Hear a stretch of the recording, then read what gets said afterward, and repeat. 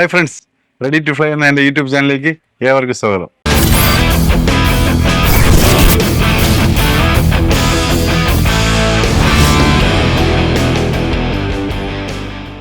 അപ്പോൾ നമ്മുടെ കഴിഞ്ഞ വീഡിയോ കാൽ ബൂട്ടും നഖത്തിനെ കുറിച്ചൊക്കെ പറഞ്ഞിട്ടുണ്ടായിരുന്നു.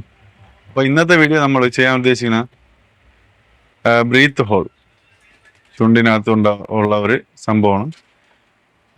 ബ്രീത്ത് ഹോൾ എന്താണെന്ന് ഞാൻ അതിൻ്റെ പിക്കും വീഡിയോയിൽ കാണിച്ചാലും ഒരു പരിധി വരെ കാണാൻ പറ്റില്ല. അതിൽ മാക്സിമം ഞാൻ നോക്കാം, വീഡിയോയിൽ ഞാനത് കാണിച്ചു തരാം. അതായത് ചുണ്ടിൻ്റെ മുകൾ ഭാഗത്ത് ശ്വാസം പ്രാവിൻ്റെ ബീക്കിലൂടെ പുറത്ത് വരുമ്പോൾ അതിൻ്റെ ഈ തൊണ്ടയിൽ, അതായത് ഈ കൊറ്റിയുടെ അടിഭാഗത്ത് ഒരു കീറലുണ്ടാവും, ഒരു നേരിയ ലൈറ്റായിട്ടുള്ള കീറലുണ്ടാവും. ആ കീറൽ വന്നിട്ട് ഇങ്ങനെ അതായത് ഇങ്ങനെ വികസിച്ചിട്ടുള്ള ഒരു സംഭവത്തിലാണ് ഇരിക്കുന്നത്. ഇങ്ങനെ ചിലതിൽ ഇങ്ങനെ വന്നിട്ട് ഇത് ചേർന്ന് വന്ന് ഇങ്ങനെ എൻ്റെ ഈ ബാക്ക് ഭാഗം വരില്ലേ, എൻ്റെ കയ്യിൻ്റെ ഈ ഭാഗം വരുന്ന ശ്രദ്ധിച്ചോളേ. അതായത് ഇങ്ങനെ ചേർന്ന് വന്നിട്ട് ഇവിടെ മാത്രമേ പിളർന്നിരിക്കുള്ളൂ. ചില പ്രാവിൽ അത് ഇങ്ങനെ ഇരിക്കും. ഇങ്ങനെ ഇരിക്കുന്നത് അപ്പോൾ ഇത്രയും ഗ്യാപ്പാണ്. ചേരാം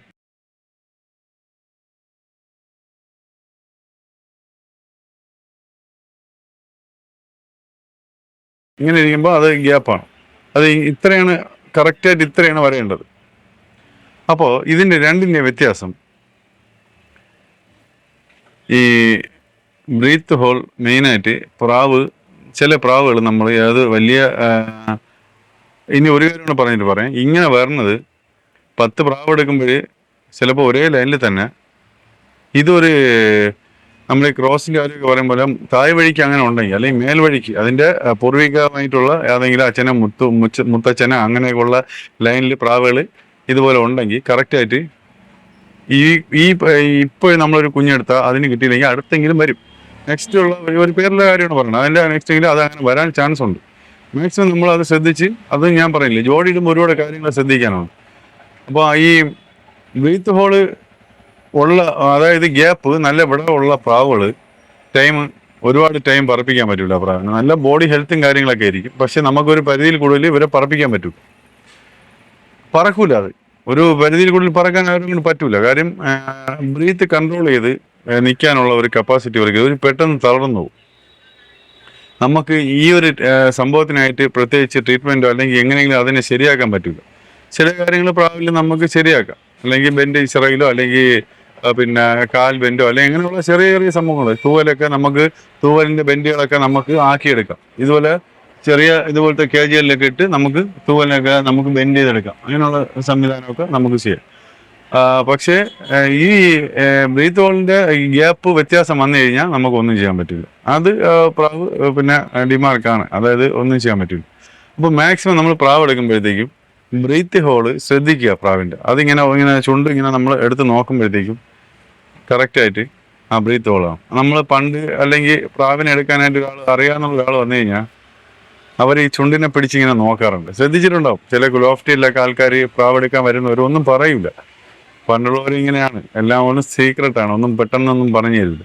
അപ്പോൾ അവരിങ്ങനെ തുറന്ന് നോക്കും. നമ്മളേക്കും വായിൽ തുറന്ന് നോക്കുമ്പോൾ നമ്മൾ ചോദിക്കും, അല്ലെങ്കിൽ അറിയാവുന്നവർ ചിലപ്പോൾ അറിയാത്തവർ ചോദിക്കും, അല്ല അതിന് അസുഖമൊന്നുമില്ല കേട്ടോ, വേറെ കുഴപ്പമൊന്നുമില്ല, അവർ വായി തുറന്ന് നോക്കിയത് കൊണ്ടാണ് ചോദിച്ചതെന്ന് പറയും. അപ്പോൾ അവർ പറയും, ഇല്ല ഞാൻ കഫക്കെട്ടുണ്ടാന്ന് നോക്കാൻ എന്നാണ് നോക്കിയത്, അല്ല ചുമയോ കഫക്കെട്ടുണ്ടോ. അല്ല, കഫക്കെട്ടൊക്കെ നമുക്ക് പ്രാവിൻ്റെ ബോഡി കുഴപ്പമില്ലാത്ത ബോഡിയാണെങ്കിൽ കഫക്കെട്ടുണ്ടെങ്കിൽ നമുക്ക് മരുന്ന് കൊടുത്താൽ മാറും.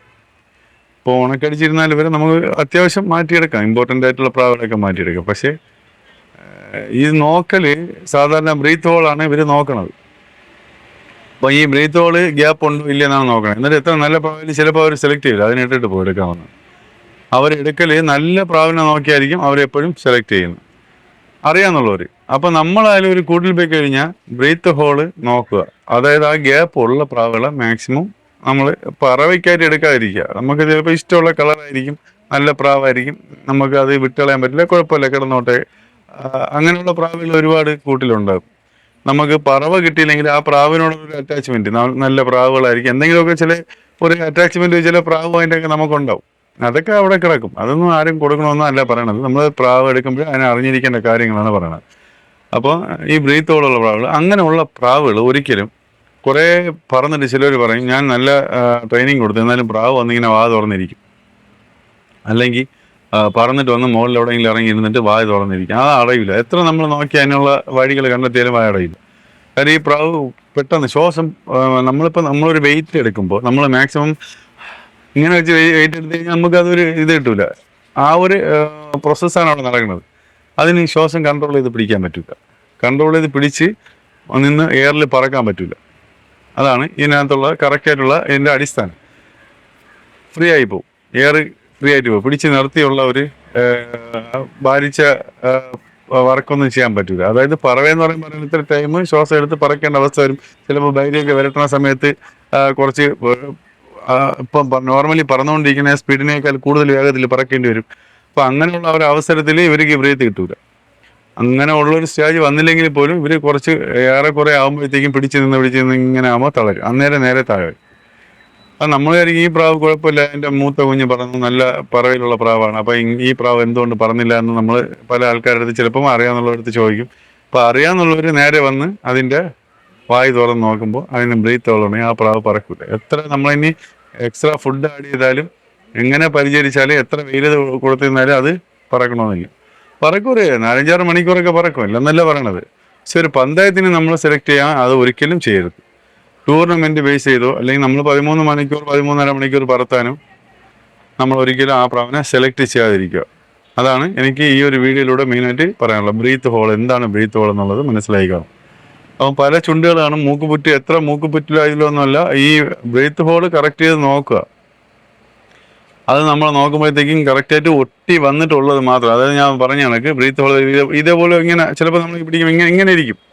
ഈ ഭാഗം മാത്രം കറക്റ്റ് ചെയ്ത് നമുക്ക് ആ ഒരു ഗ്യാപ്പ് കറക്റ്റ് ഫില്ലാവണം. ആ ഗ്യാപ്പ് പ്രാവിനെ നമ്മൾ നോക്കിക്കഴിഞ്ഞാൽ ആ ഗ്യാപ്പ് കറക്റ്റായിട്ട് കാണാൻ പറ്റില്ല. ലൈനായിട്ട് ഒരു ലൈന് പോലെ ഇരിക്കുള്ളൂ. അങ്ങ് അകത്ത് തൊണ്ടരാകത്ത് വരുമ്പോൾ ചെറിയൊരു പോലെ ഒരു ഗ്യാപ്പ് കാണുള്ളൂ. അതാണ് യഥാർത്ഥത്തിൽ നല്ല പ്രാവ്. എത്രത്തോളം പ്രൂവ് ആയിട്ട് ഇങ്ങനെ അടഞ്ഞിരിക്കും അത്രത്തോളം നല്ല സ്റ്റാമിന കിട്ടും പ്രാവിന് പറക്കാനായിട്ട്. അത് മാക്സിമം ശ്രദ്ധിച്ച് പ്രാവ് എടുക്കുക. അപ്പോൾ നമ്മൾ ഇന്നത്തെ മെയിനായിട്ട് ഈ ഒരു വിഷയം പറഞ്ഞ് ഇന്നത്തെ വീഡിയോ നമ്മളിവിടെ അവസാനിപ്പിക്കുകയാണ്.